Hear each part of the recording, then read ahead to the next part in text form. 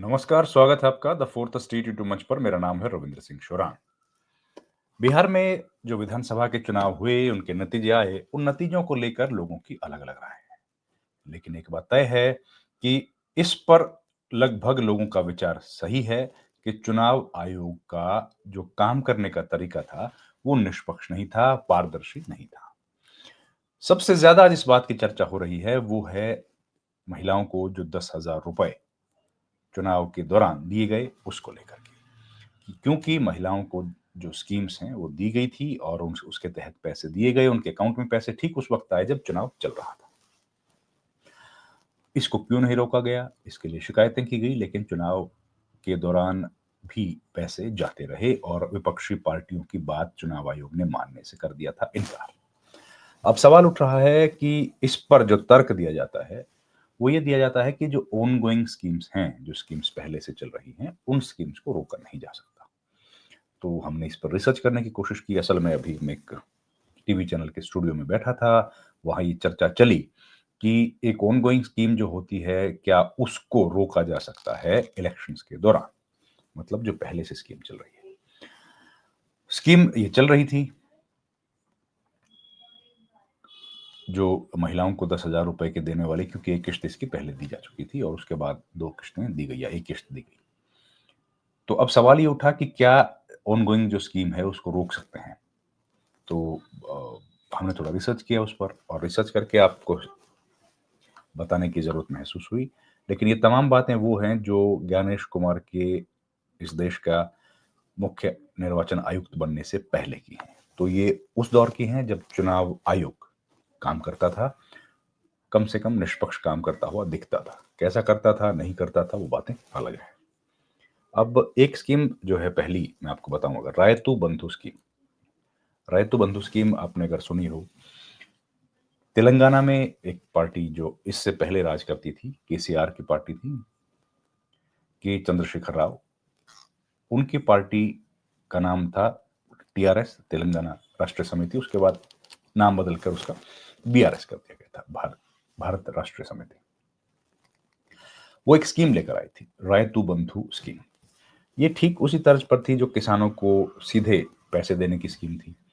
उसका लाभ कहते हैं कि हुआ किसानों को। जैसे अभी जो भारत सरकार की स्कीम चल रही है, केंद्र सरकार की किसान सम्मान निधि के तौर पर, वो केसीआर की स्कीम थी। वो चल रही थी 2018 से। 2023 में हुए विधानसभा चुनाव। तो विधानसभा चुनाव के ठीक पहले इस स्कीम को बंद कर दिया गया। शिकायत की गई कि भाई ये स्कीम नहीं चलनी चाहिए। चुनाव आयोग के संज्ञान में ये बात आई, चुनाव आयोग ने इसको बंद कर दिया। कहा कि आप पैसा ट्रांसफर नहीं कर सकेंगे। कब तक? कब तक? जब तक कि चुनाव चल रहा है। इलेक्शन जो चल रहा है तब तक नहीं कर पाएंगे, उसके आगे पीछे आप इसको कर पाएंगे। ये स्कीम थी साल 2023 का, मैंने आपको जिक्र किया। फिर आते हैं 2024 में। आंध्र प्रदेश में 6 स्कीमें चल रही थी, जिनमें से एक 2020 में शुरू हुई, वाईएसआर चोएथा थी। ये महिलाओं को पैसा देने की स्कीम थी। अब हो सकता है मैं प्रोनाउंसिएशन ठीक ना कर पा रहा हूँ उसका, क्योंकि वो तेलुगु भाषा का शब्द है। तो वो एक स्कीम थी। उसके अलावा कुछ 6 स्कीमें और थी शायद, या कुल 7 स्कीम थी या कुल 6 स्कीम्स थी। उनमें डीबीटी, डायरेक्ट बेनिफिट ट्रांसफर की स्कीम्स थी। अलग-अलग स्कीम्स के तहत पैसे जाते थे। वो भी 2024 के विधानसभा चुनाव से पहले रोक दी गई। 2024 का विधानसभा चुनाव, आप जानते हैं, आंध्र प्रदेश में विधानसभा चुनाव और लोकसभा चुनाव एक साथ होते हैं। टीडीपी वहां पर उस वक्त मुख्य विपक्षी दल थी और टीडीपी के साथ बीजेपी का गठबंधन था। ये स्कीम रोकवा दी गई कि डायरेक्ट बेनिफिट ट्रांसफर, जो कैश ट्रांसफर होता है, उसको नहीं किया जाएगा, रोक दिया गया। वाईएसआर जगन मोहन रेड्डी की सरकार उस वक्त थी, वाईएसआर कांग्रेस पार्टी की सरकार। कुछ स्कीम्स थी जो 3 साल से, 2 साल से, 4 साल से चल रही थी, उनको भी बंद कर दिया गया, तब तक जब तक कि चुनाव खत्म ना हो। उसके बाद वो स्कीम्स शुरू हो गई। फिर उड़ीसा, उसी साल 2018 में उड़ीसा में एक स्कीम चलाई थी, किसानों को पैसा देने की स्कीम थी। 2019 का चुनाव आया, उसको रोक दिया गया। कहा गया कि भई आप अब नहीं कर सकते। तो ज़ाहिर है, और इसकी शिकायत की गई, इलेक्शन कमीशन को वापस लेटर लिखा गया।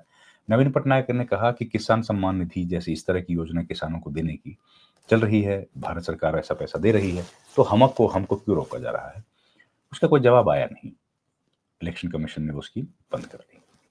उड़ीसा, पहला एग्जाम्पल दिया मैंने, तेलंगाना, दूसरा आंध्र प्रदेश, तीसरा उड़ीसा, हाल के एग्जाम्पल्स। फिर हम लोग चलते हैं तमिलनाडु। तमिलनाडु में भी एक स्कीम थी, एडीएमके की सरकार थी, वो चाहती थी कि मनी ऑर्डर के माध्यम से कुछ पैसा दिया जाए। शिकायत कर दी गई, इलेक्शन कमीशन ने रोक दिया, पैसा नहीं भेजने दिया। उसके बाद ये बात कब की है? ये बात है 2006 की, 2011 उस दौर की बात है। फिर आया कि दो डीएमके की सरकार, एक बार डीएमके की सरकार कुछ पैसा टेलीविजन, रंगीन टीवी देना चाह रही थी, जो पहले से चल रही स्कीम थी, उसको रुकवा दिया गया कि अब आप नहीं दे सकते क्योंकि चुनाव की घोषणा हो गई। कुछ उदाहरण हैं, ऐसे और भी उदाहरण हैं। इन उदाहरणों में हम लोगों को दिखता है कि इलेक्शन कमीशन जब इस तरह की कोई शिकायतें मिलती हैं तो उस पर रिएक्ट करता था। ओपोजिशन पार्टीज की सरकारों पर अगर कोई इस तरह की स्कीम लेके आएगा तो उसको रोक दिया जाता था, हमने देखा। लेकिन जब से केंद्र सरकार ये योजनाएं लेकर आई है, तब से इनको रोकने का अब हम लोग कई दिन से उदाहरण नहीं देख रहे हैं। बीजेपी की सरकारों में आज भी पैसे, या एनडीए की सरकारों में पैसे जो है वो दिए जा रहे हैं। यहां सवाल खड़ा होता है लेवल प्लेइंग फील्ड का, कि आखिर बीजेपी की सरकारें जब ये काम करती हैं तो लेवल प्लेइंग फील्ड क्यों नहीं होता है, और यही काम जब कांग्रेस पार्टी या ऑपोजिशन की सरकारें करती हैं तो उनको क्यों रोक दिया जाता है, और बीजेपी की सरकारों में इनको बढ़ावा क्यों दिया जाता है। ये आज से नहीं हम लोग देख रहे हैं, ये मैंने आपको पुराने एग्जाम्पल्स दिए हैं। पहले ऐसा होता था कि उन स्कीम्स को रोकते थे, अब उन स्कीम्स को रोकने का रिवाज लगभग खत्म हो गया है। इन कारणों की वजह से ये सवाल खड़े हो रहे हैं कि ज्ञानेश कुमार को हम लोग क्यों ना एक ऐसा चुनाव आयुक्त बताएं जो किसी एक पक्षीय लग रहा है, एक पार्टी के समर्थन में खड़ा हुआ लग रहा है। तो इस तरह की कई सारी स्कीम्स हमने देखी हैं जिनको रोका गया, ऐसी ढेरों स्कीम्स हैं जिनको नहीं रोका गया। तो जब स्कीम्स को रोका गया और नहीं रोका गया के बीच में झूल रहे हैं, तो ऐसे में जरूरी है इलेक्शन कमीशन कड़े कदम लेने चाहिए थे और इनको रोका जाना चाहिए था। खैर, नहीं रोका गया।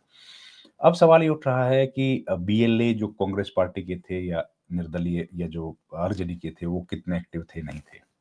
अब अगर हम लोग एक एग्जांपल लेंगे कि एक व्यक्ति जो चुनाव लड़ना चाहता है इंडिपेंडेंट, या कोई छोटी पार्टी से लड़ रहा है, उसके पास कहाँ से उम्मीदवार आएंगे? उसके पास बीएलए कहाँ आएंगे?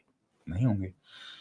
जहां बीएलए नहीं होंगे तो इसका मतलब वो चुनाव नहीं लड़ सकता है, क्योंकि उसके पास ऐसा सिस्टम नहीं है